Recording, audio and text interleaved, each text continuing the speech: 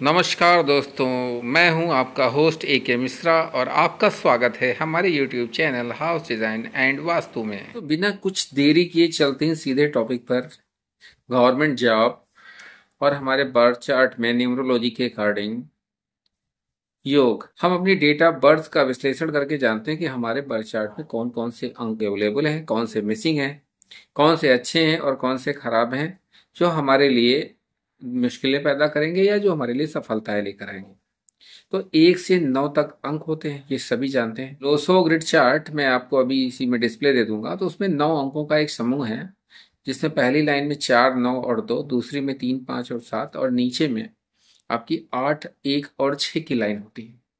तो इसमें कुल मिला के 3 हॉरिजेंटल प्लेन, 3 वर्टिकल प्लेन और 2 डायगोनल प्लेन बनते हैं। तो जो डायगोनल प्लेन है वो राजयोग कह जाते हैं। जैसे 4, 5, 6 नंबर अगर हमारे बर्थ चार्ट में है तो बहुत लकी समझा जाता है, बहुत बड़ा राजयोग होता है। अगर वो नहीं होगा तो क्या हमें गवर्नमेंट जॉब मिलेगी, इस पर भी चर्चा करेंगे। दूसरा जो हमारा राजयोग माना जाता है, जो सिल्वर प्लेन जिसको बोलते हैं, 2, 5 और 8 की लाइन। तो 2, 5 और 8 की लाइन अगर हमारे बर्थ चार्ट में है तो क्या हमें गवर्नमेंट जॉब मिलेगी, अगर नहीं है तो क्या नहीं मिलेगी।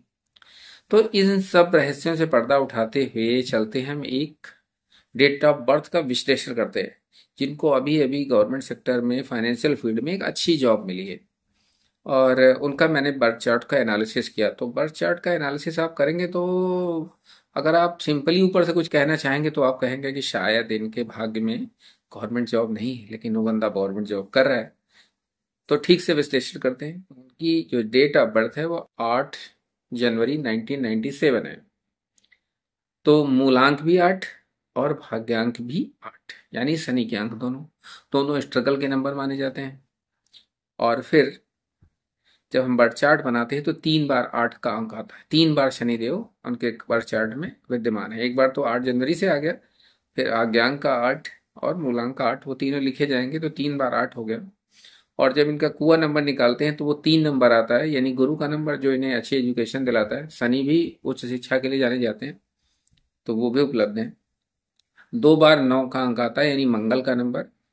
2 बार तक मंगल ठीक है, बहुत ज्यादा मंगल का अंक जो है रेपुटेशन में अच्छा नहीं होता। और केतु का अंक 7 एक बार इनकी कुंडली में बर्थ चार्ट में रिप्रेजेंट करता है। तो जब गौर करके आप देखेंगे तो 4, 5, 6 की लाइन पूरी तरीके से गायब है ही नहीं। यानी जो जो इनका गोल्डन प्लेन है, जो इनका राजयोग है, वो इनकी कुंडली में नहीं है। ठीक है। दूसरा सिल्वर प्लेन देखते हैं, सिल्वर प्लेन भी नहीं है। 2, 5, 8 की लाइन नहीं कंप्लीट है, केवल 8 ही 8 है, न 2 है न 5 है। और सबसे बड़ी बात, जो सबसे अधिक फॉर्चून के नंबर माने जाते हैं आपके, बुध का नंबर 5 और शुक्र का नंबर 6, वो भी मिसिंग है। ठीक है, दोनों नंबर मिसिंग है और उसके बावजूद भी सफलता मिल रही है। तो यहाँ कौन सी चीज बहुत बड़ा रोल प्ले कर रही है, इस पर गौर करते हैं।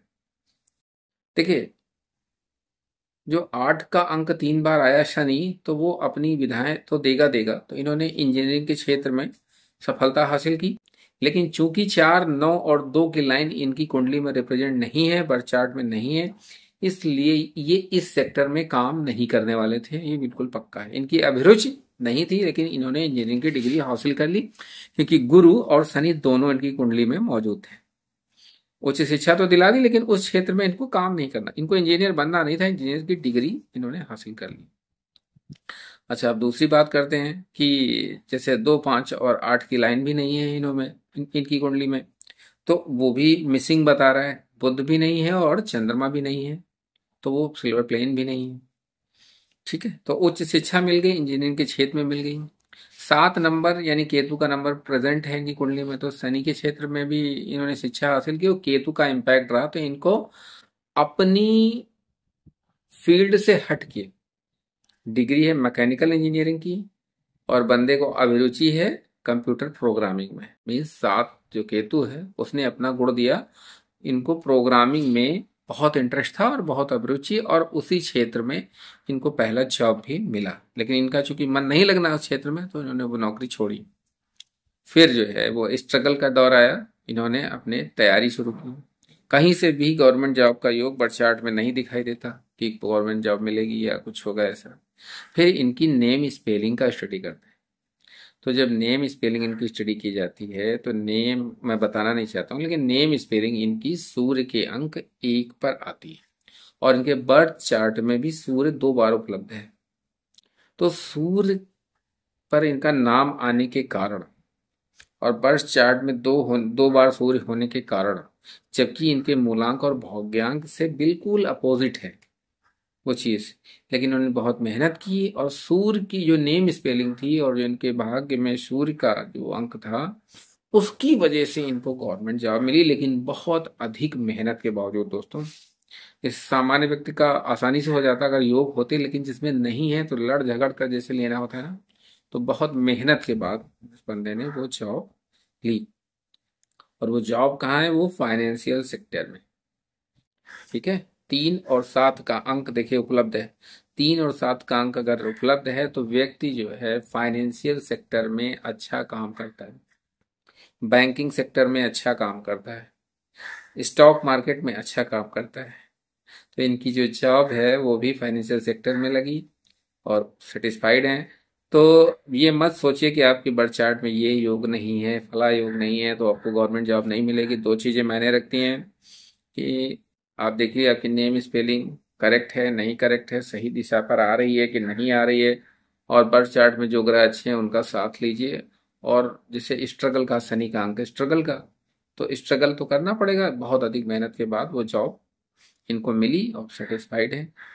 ठीक है दोस्तों, तो इसी तरीके से अगर आप अपने बर्थ चार्ट का एनालिसिस करना चाहते हैं या बर्थ चार्ट बनवाना चाहते हैं, अभी तो विश्लेषण की बात है, बहुत अधिक तो मैं नहीं बोलूंगा आपको, लेकिन अगर आप बर्थ चार्ट अपना देखना चाहते हैं, क्या चीज़ें पॉजिटिव नेम स्पेलिंग उसके हिसाब से करेक्ट कराना चाहते हैं, तो आप मुझे संपर्क कर सकते हैं। Thank you for watching my channel. Thank you.